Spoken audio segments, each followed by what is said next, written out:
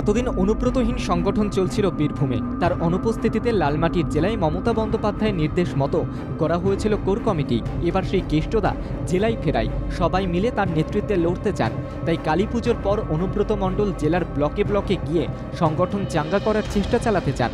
মূলত জনসংযোগ ও সংগঠনের দায়িত্বে থাকা মানুষদের সঙ্গে আলোচনা করতে চান তিনি। সেই জন্য পুজো মিটলেই সংগঠনের পদাধিকারীদের ফোকাল টনিক দেওয়ার কাজেও তৎপর হতে চান বীরভূমের তৃণমূল নেতা। মমতা বন্দ্যোপাধ্যায়ের নির্দেশ মতো ঐক্যবদ্ধ লড়াইয়ের পথ খুঁজতে চান তিনি। সকলকে নিয়ে একসঙ্গে চলার বার্তাও দিয়েছেন অনুব্রত মণ্ডল। নতুন পুরনো সব ধরনের নেতাদের সমান গুরুত্ব দেওয়ার কথাও উঠে আসে তার কথাতে।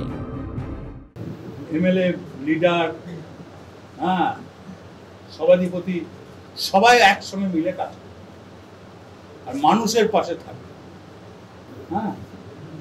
কালী পুজোর পর র্যালির পর ব্লকে ব্লকে যাবো, মিটিং করবো।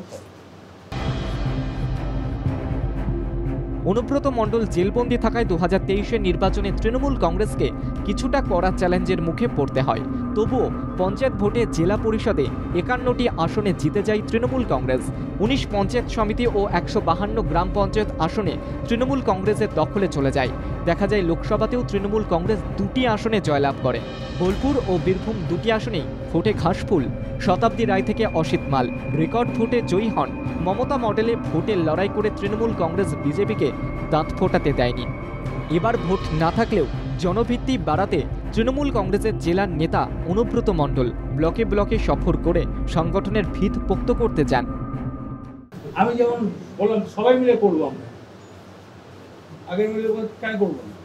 তাই কি জন্য পার্টি অফিসার, কি জন্য মানুষের সঙ্গে কথা বলছে, সাধারণ মানুষ মিলবে, বুথের মানুষ, আর কেউ যেন অশান্তি না। অনুব্রত মণ্ডল ফিরে আসার পর থেকেই কাজল শেখ তার সঙ্গে সখ্য সম্পর্ক গড়ে তোলেন। সম্প্রতি কাজল শেখ সুসম্পর্কের আবহ বজায় রাখার ইঙ্গিতও দিয়েছেন।